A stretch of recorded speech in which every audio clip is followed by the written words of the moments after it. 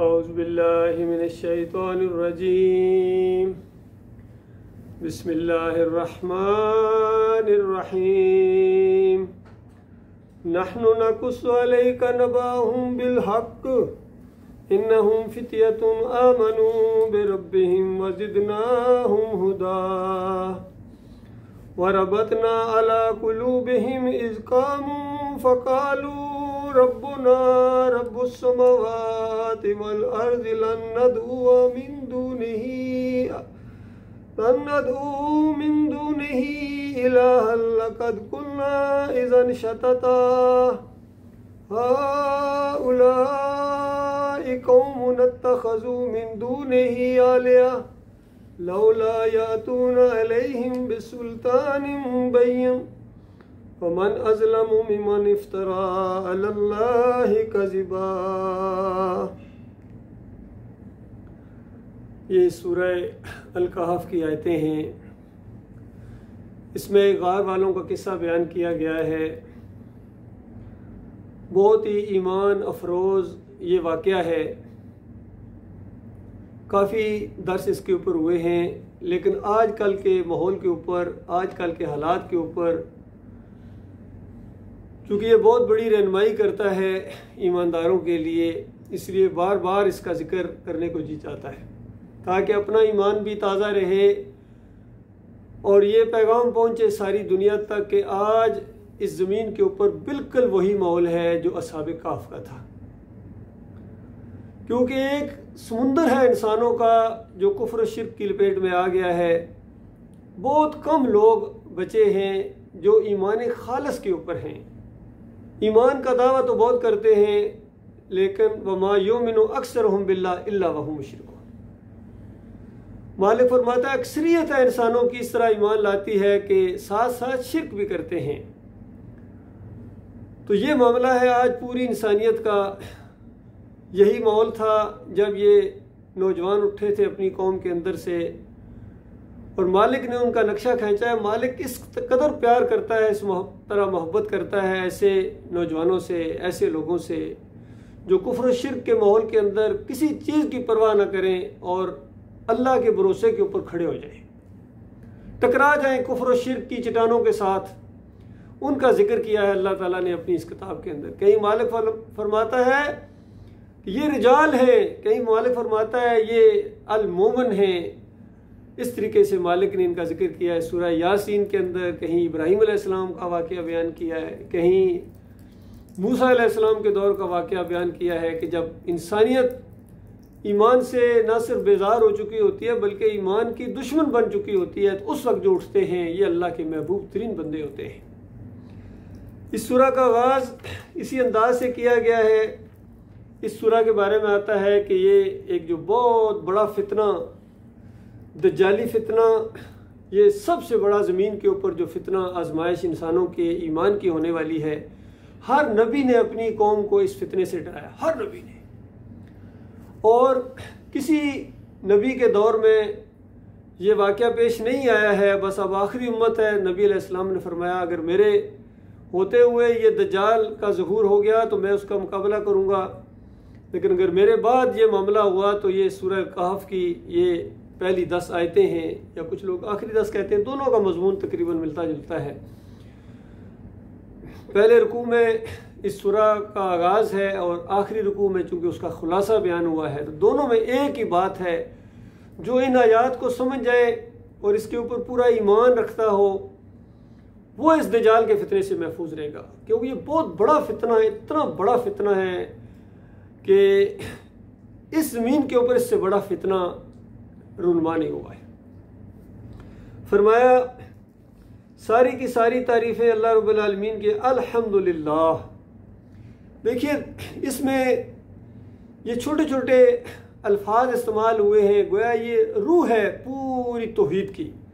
चाहे अल्हम्दुलिल्लाह हो, चाहे माशा अल्लाह हो, चाहे इंशा अल्लाह हो, ये अल्फाज इस सूरह के अंदर इस्तेमाल हुए हैं कि जो चीज़ भी आप देखेंगे, कहीं कोई चीज़ आपको नज़र आई है तो दिल के अंदर से निकलना चाहिए अल्हम्दुलिल्लाह।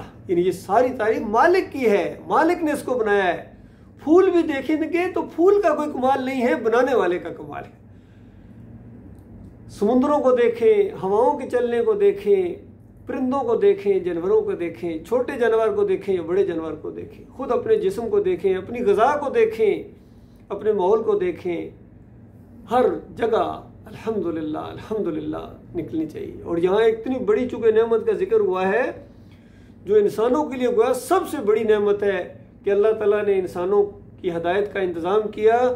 फरमाया अल्हम्दुलिल्लाह, सारी की सारी तारीफ़ें उस अल्लाह रब्बुल आलमीन की हैं, अल्लज़ी अनज़ला अला अब्दिहिल किताब, कि जिसने नाजिल की ये किताब, ये अल्लाह की किताब है, अल्लाह के अल्फाज हैं, अल्लाह की ज़ुबान है। तो फरमाया उसने अपने बंदे के ऊपर, और जब इस अंदाज से मालिक फरमाता है जैसे सूरह अल-असरा के अंदर भी कि सारी तारीफ़ें अल्लाह रब्बुल आलमीन के लिए जो अपने बंदे को ले गया, अपने बंदे को, यहाँ पर बताया कि अपने बंदे के ऊपर, अपने बेटे के ऊपर नहीं, या अपनी ज़ात के टुकड़े के ऊपर नहीं, या नूर के टुकड़े के ऊपर नहीं, फरमाया अपने बंदे के ऊपर नाजिल की है। ये बंदगी का रिश्ता महबूब तरीन रिश्ता है, क्योंकि अल्लाह हमारा मालिक है और हम उसके बंदे हैं। अब जो जितना ज़्यादा बंदा है, बंदगी करने वाला है, बंदगी का शौक़ रखने वाला है, अल्लाह की फरमाबरदारी उसको अच्छी लगती है, दिल की गहराई से अच्छी लगती है, और अल्लाह की नाफरमानी उसको दिल की गहराई से बुरी लगती है, तो ये इस मामले में जितना उसका दर्जा बनेगा इसी बंदगी की बुनियाद के ऊपर बनने वाला है। फरमाया अपने बंदे के ऊपर ये नाजिल की, वलम यजअल लहू इवजा, इसमें किसी किस्म की कोई पेचीदगी नहीं है, कोई टेढ़पन नहीं है। हैरानगी होती है कि इस कुरान, हामिले कुरान उम्मत फ़िरकों में बढ़ जाए, टुकड़ों में बढ़ जाए, और कहीं कुछ समझ में नहीं आता कौन सा फ़िरका सही है और कौन सा मसलक ठीक नहीं है, खालिस दीन क्या है और ना खालिस क्या है, ईमान क्या है और शिर्क क्या है। ये हामिले कुरान उम्मत अल्लाह के अलावा किसी और की बंदगी करे, किसी और को पुकारे। अभी इसकी तफसील आगे आएगी। तो ये कुरान है, ये बिल्कुल सीधी बात है। सूरह अल-कमर के अंदर अल्लाह ने 5-6 मरतबा इस आयत को दोहराया है, वलक़द यस्सरनल कुरान लिज़िक्र फ़हल मिन मुज़क्किर, हमने इस कुरान को नसीहत के लिए आसान कर दिया है कोई नसीहत हासिल करने वाला? अल्लाह फरमा रहा है आसान है, आसान है, आसान है, और मौलवी साहब कहते हैं मुश्किल है, मुश्किल है, मुश्किल है, समझ में नहीं आती है, इतने अलूम चाहिए तुम्हें। इस तरह धोखा दिया इस फ्राडिये ने, और ये फ्राडिये का दीन आज चलता है, इन मौलवियों का, मसलकों का दीन चलता है, पीरों का, सूफियों का दीन चल रहा है। कुरान की बात कहाँ है? कुरान की बात सामने आ जाए तो ये कौम है, ये मारने को दौड़ती है, खाने को दौड़ती है, ऐब लगाती है, इल्ज़ामात लगाती है, तौहीद की दावत सुन के इनको आग लग जाती है। कहीं मालिक ने जवाब दिया कि अच्छा इतनी दुश्मनी, आग लग जाती है तौहीद की। जब तुम्हारे कानों में आवाज़ पहुँचती है शिर्क और कुफर की बातें हो, तुम्हारा दिल खिल उठता है, और अल्लाह की बात हो, और ख़ासकर जब अकेले अल्लाह की बात हो, तौहीद की बात हो, तौहीद खालिस की बात हो, ईमान खालिस की बात हो, तो दिल कुड़ने लगता है। तो उसके बाद मालिक फरमाता है इनको बताओ एक आग आगे भी है जिसका नाम अन्नार है, उसके अंदर जब जाओगे फिर तुम्हें पता चलेगा ये ईमान का मसला क्या मसला है।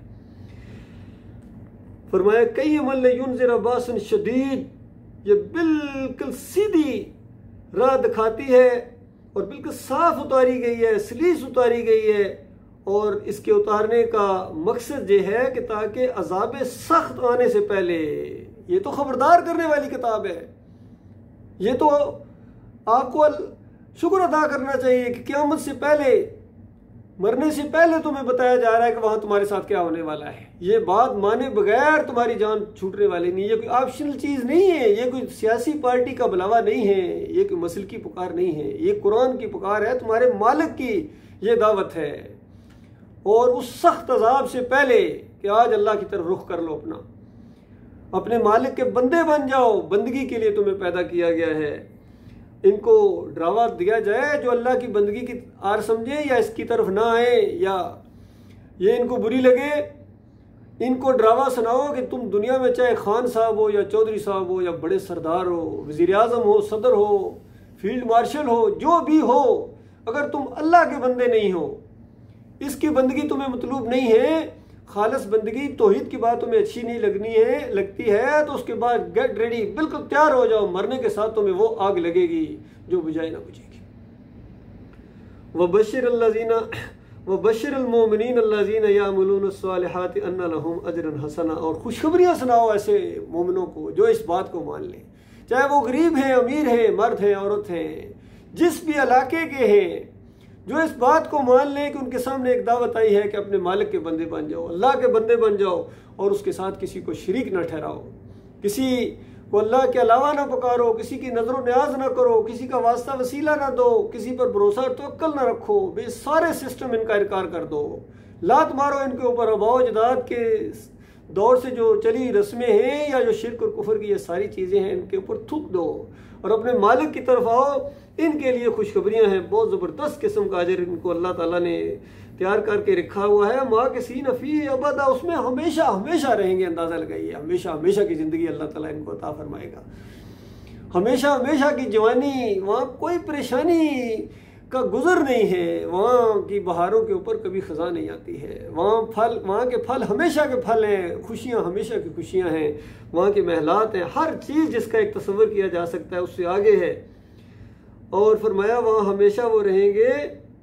और फिर दोबारा जोर दिया कि वो सारी बुराई की जो जड़ है उसके ऊपर फिर तेशा चला है। फरमाया वह युनज़िरुल्लज़ीना क़ालू इत्तख़ज़ल्लाहु वलदा, और डराओ उनको, चाहे दुनिया में आज इनकी बड़ी जो हो रोब और दबदबा हो, इन्होंने अल्लाह के बेटे तजवीज़ किए हैं, इन यहूदियों ने और इन ईसाइयों ने। और फिर नबी अलैहिस्सलाम ने लानत भेजी इनके ऊपर अल्लाह की लानत, इत्तख़ज़ू क़ुबूरुल अंबिया व सालिहीन मसाजिदा, इन ज़ालिमों ने अल्लाह के नबियों और सालिहीन की कब्रों को जाकर वहाँ उर्स और मेले किए इन्होंने, और वहाँ चादरें चढ़ाई हैं, चढ़ावे चढ़ाए हैं, वहाँ सजदे किए इन्होंने। इस तरह इन्होंने अल्लाह के नबियों को और औलिया नेक लोगों को अल्लाह के साथ शरीक ठहराया, उनको शरीक ठहराया जो अल्लाह के बंदे थे, बंदगी करते थे, बंदगी पर फख्र करते थे, और पूरी ज़िंदगी उन्होंने बंदगी की है और इसी की तालीम दी है, इसी की तबलीग की है। आज उनको अल्लाह के साथ शरीक ठहराया जा रहा है। उनको डराओ ख़ास कर इनको, और इनको बताओ मालहुम बिही मिन इल्मिन वला लिआबाइहिम, ज़रा बराबर इनको ईमान की हवा नहीं लगी थी, ज़रा भी इनको ईमान नहीं था, इनके अंदर इल्म नहीं था इनके पास, ना इनके बाप दादा को था, चाहे बड़े बड़े इनके काबरीन गुजरे हों,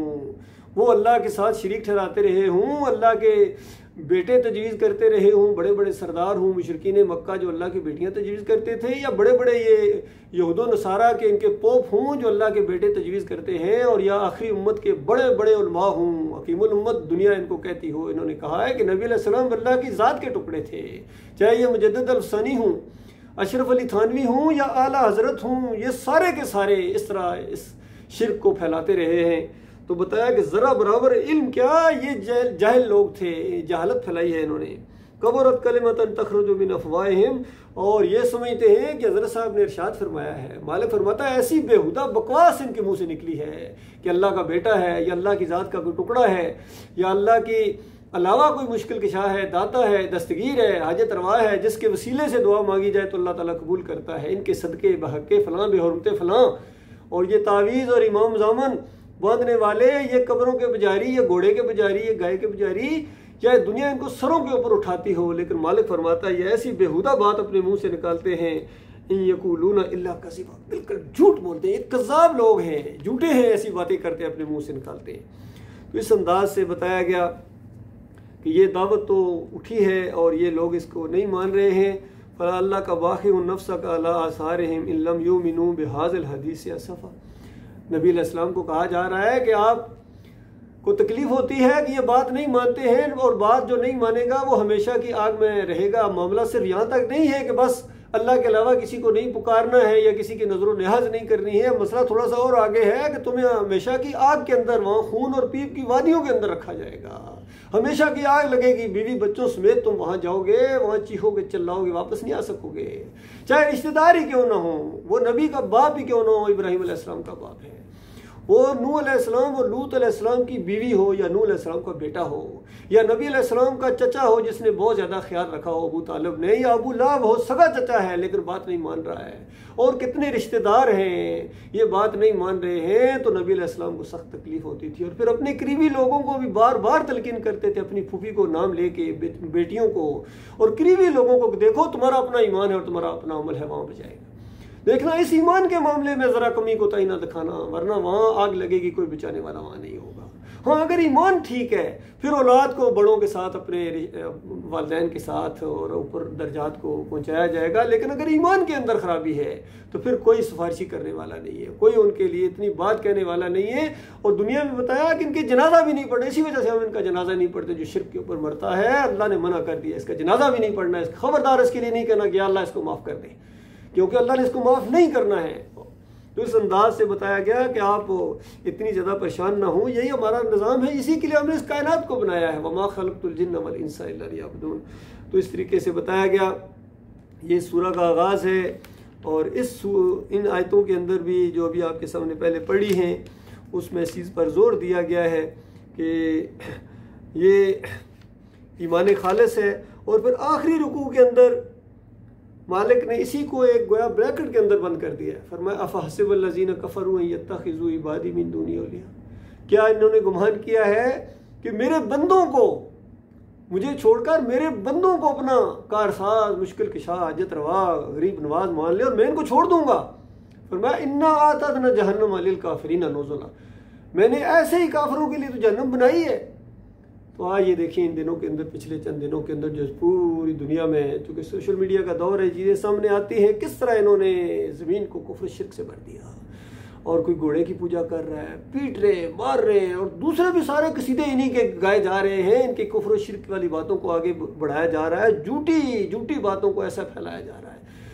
चाहे हमारे अली इंजीनियर साहब हूँ, तारिक जमील साहब हूँ, तारिल कादरी साहब हूँ, जहाँ से खोलो जिसको देखो यही प्रोपेगंडे इन्हीं के, लफ्जियों के, इन्हीं को आगे बढ़ा रहे हैं। वो जो सच्ची बातें हैं, कुरान की बातें, ईमान की बातें, अकीदे की बातें हैं, जिसके लिए इस कायनात को बनाया गया, उसकी तरफ आज कोई आने के लिए तैयार नहीं। कोई बड़े लेवल पर बड़े बड़े लीडर हैं, सियासी लीडर हैं, मजहबी लीडर हैं, अस्करी लीडर हैं, कोई इस ईमान की बात को करने के लिए तैयार नहीं है। कोई ऐलान बड़े लेवल पर नहीं होता है कि ये भाटी के अंदर ये जो बुत पूजा जा रहा है मुसलमानों, जिसको दाता कहते हो, ये कुफ्र शिर्क है।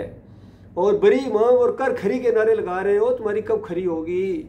और ये कितना बड़ा शिर्किया ये बयान है कि ये खरी करते हैं, अल्लाह खोटी करता है, ये खरी कर देते हैं, ये गरीब नवाज हैं, ये हाजत रवा हैं, ये मुख्तार कुल है, इनके नाम पड़ गए, मुश्किल कशा इनके नाम पड़ गए अल्लाह के अलावा। ऐसी शिर्किया बातें, ऐसी कुफरिया बातें हैं। और ऐसे माहौल के अंदर एक मोमिन को जितनी तकलीफ़ होती है। बहरहाल फिर जब गुज़श्ता कौमों का भी जिक्र आता है इस कुरान के अंदर, मालिक ने तसल्ली दी अपने मुखलिस बंदों को, बिल्कुल डटे रहिए, कोई परवाह ना करे, तादाद के ऊपर वहाँ फ़ैसले नहीं होने हैं। वहाँ जो फ़ैसले होने हैं वो ईमान और अकीदे के ऊपर होने हैं। अल्लाह ताला गौर व फिक्र करने की तौफीक अता फरमाए। वक़ूलू क़ौली हाज़ा अस्तग़फ़िरुल्लाह ली व लकुम व लिसाइरिल मुस्लिमीन।